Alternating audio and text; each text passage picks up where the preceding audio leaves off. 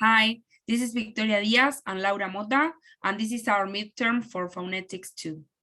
We are in charge of the Accentual function, which is one of the 4 functions that Intonation has.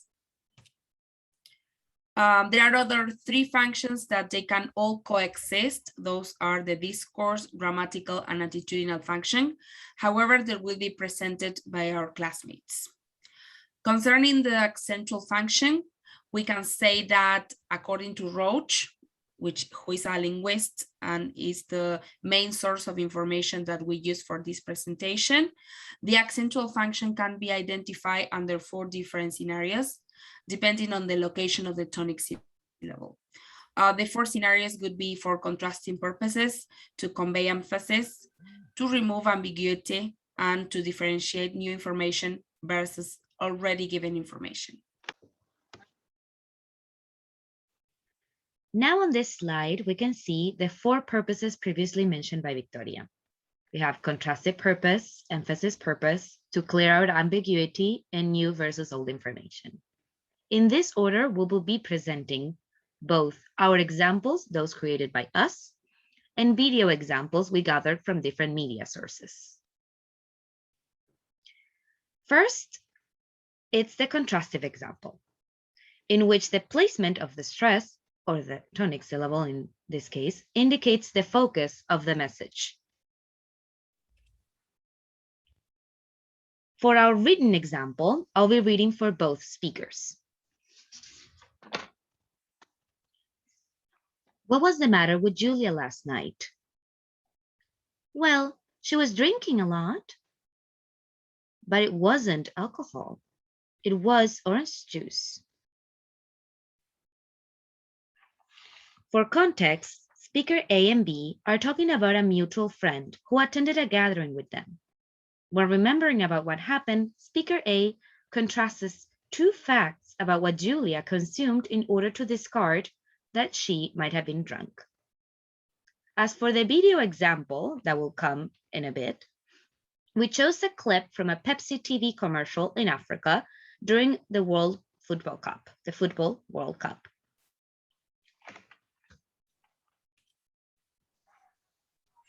Pepsi, you'll have to play us. You know we are? Do you know who we are? Okay.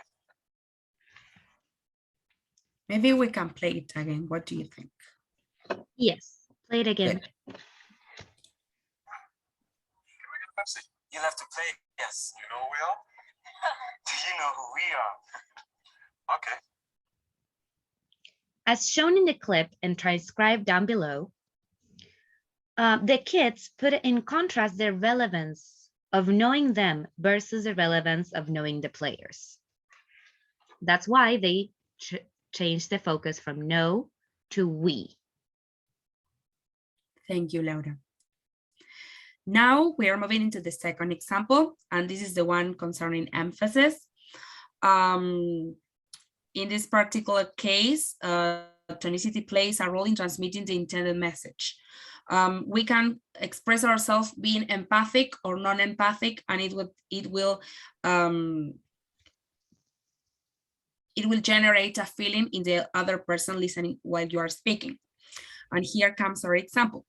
It is not the same to say she's a real pain in the ass or say she's a real pain in the ass. So for this particular case, we are transmitting different messages. On the first one, we are expressing that another person makes me feel something particular. And on the second example, we are emphasizing the extent of that feeling. So now we're moving into a video clip. This is a clip from Friends, and we are going to play it 2 times so you can pay attention. Can I talk to you just for a minute? I dropped some socks.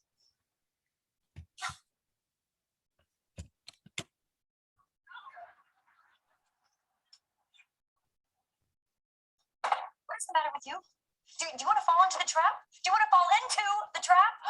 You did not drop any socks. So I'm playing this, maybe the last part. Okay. What's the matter with you? Do you want to fall into the trap? Do you want to fall into the trap? You So even though Monica uses the same words, she uses this function and shifts the location of the tonic syllable to convey a completely different meaning. In the first one, she accentuates the action of falling, while on the second one, she accentuates into, trying to highlight what you are falling into, referring in this case to the relationship Rachel had with Ross. Now we have a second example also taken from Friends. This is a conversation that Phoebe has with Joey, and I am going to play it 2 times again. Seems pretty simple. Your first line is, my name is Claude. So just repeat after me. Je m'appelle Claude. Je te coupe plow. Let's try it again. Je m'appelle Claude. Je te plie blue.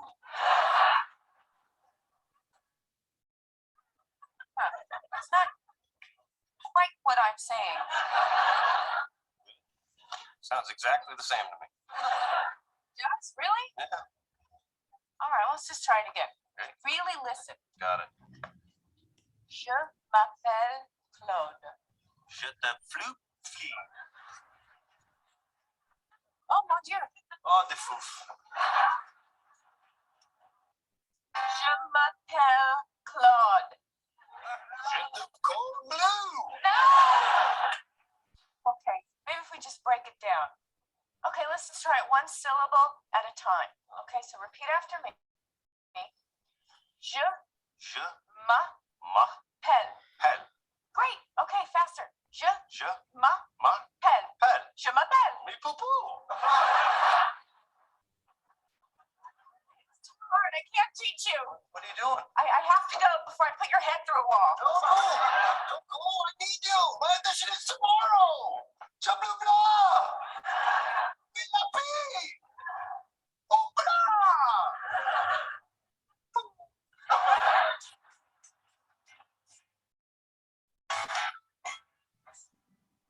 Count from 1 to 5. 1, 2, 3, 4, 5. Huh?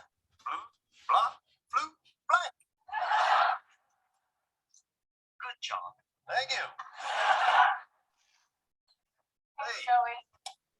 Listen, I feel really badly about yesterday, and I thought about it a lot. No, I was too impatient. So let's try it again. Oh, no, that's okay. I don't need your help. I worked on it myself, and I got to say, I am pretty good. Really? Can I hear some of it? Sure, sure.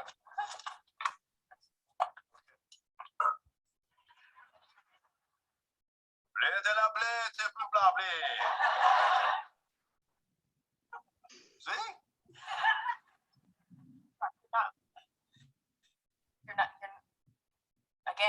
You're not speaking French!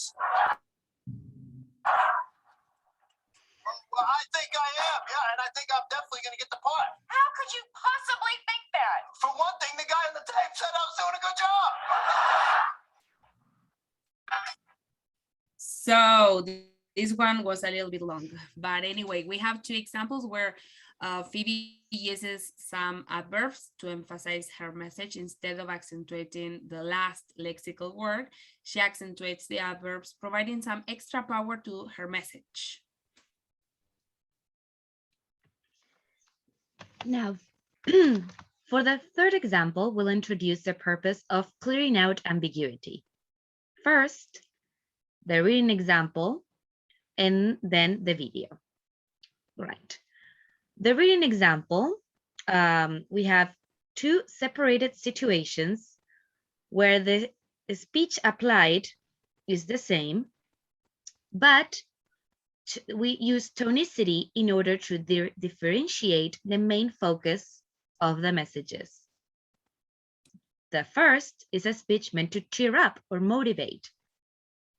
Let's go, hang in there. While the other focuses on hang or going someplace to pass the time. Let's go hang in there. As for the video example, we've chosen a clip from the Netflix series, Grace and Frankie, where Grace asks for the location of a certain item, and the store clerk then provides a vague information about the aisle number. causing Grace to ask for confirmation. The Laura, ambiguity lies. sorry, before you continue, I was thinking that maybe we can also clarify that in this case, it's not only the attitudinal function that is working, Mhm. as we are having two scenarios that are not only different into the the stresses, but also into the boundaries. Yes, that's why we use yes, we have the boundaries that separate. The first one, we divide it in two chunks. So we have tonality applying the first T, and the first one we separated because the messages mean a different thing. Is let's go, hang in there, separated in order to cheer up a person. But if you put them together in one chunk, also applying tonality, but differently, and we put tonicity on there, it's let's go hang in there, referring to a physical place where to hang out or pass the time. Thank you, Victoria. Ready for the clip? Yes, now if you may, please. Go. This is a hinge for an indoor shutter. It's hinge number 853002. We have it. Oh, It's a bit of a hole, but you're gonna have to go 234. got it. Aisle 34. Oh no, 234, as in 200. I'm going to play it again. Thank you. This is a hinge for an indoor shutter. It's hinge number 853002. We have it. Oh, It's a bit of a hole, but you're gonna have to go 234. got it. Aisle 34. Oh no, 234, as in 200. All right, now that we saw the clip, you can see, as is also transcribed down below, the ambiguity lies within the words to and to being the preposition and two being the number two. Because the store clerk was very vague about explaining that he meant the number two, then Grace just thought that he meant to her to go to the aisle 34. So it needed a clarification. This was a really complex function to look for clips, right? Yes. We will explain at the end, but it was one of the hardest ones. Good. So let's move into the last example. Here we have the presenting new information versus old information. And even though the tonic syllable usually stays on the last lexical word, on the last lexical tone, it may be placed earlier if a more important word or more important information appears. So this is the example that we have, and here it says, where is the bag you lent me? It's on the table. So the fact that the bag is something that both people know about, it makes not the bag being the important thing of the conversation. So as the most important thing in this case is the current location of the bag, we are stressing the preposition on. Now we are moving into another example of a video clip from Grace and Frankie. And here we are having a conversation with a technician. So who do I have the pleasure of speaking with right now? This is Frankie. Hi, Frankie. I'm Mike. Hi, Mike. Hi. I hear that you have a brand new computer. That's awesome. Congratulations. Thank you, Mike. Let me play it again. So who do I have the pleasure of speaking with right now? This is Frankie. Hi, Frankie. I'm Mike. Hi, Mike. Hi. I hear that you have a brand new computer. That's awesome. Congratulations. Thank you, Mike. So in this case, the technician is not accentuating the last lexical word that would be computer. Because the focus of the speech is not the computer, he already knows about it. So the focus would be brand new, okay? So she's having some difficulties with the computer and she calls for some help.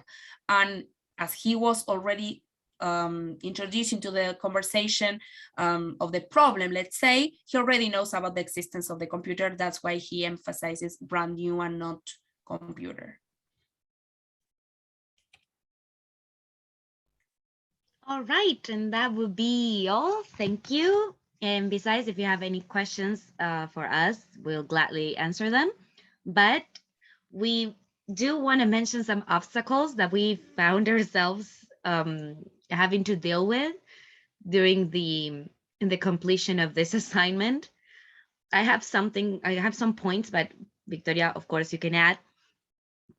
One that we found really difficult was finding real life examples and not from fictional media. I mean, as you may notice, it's all fictional.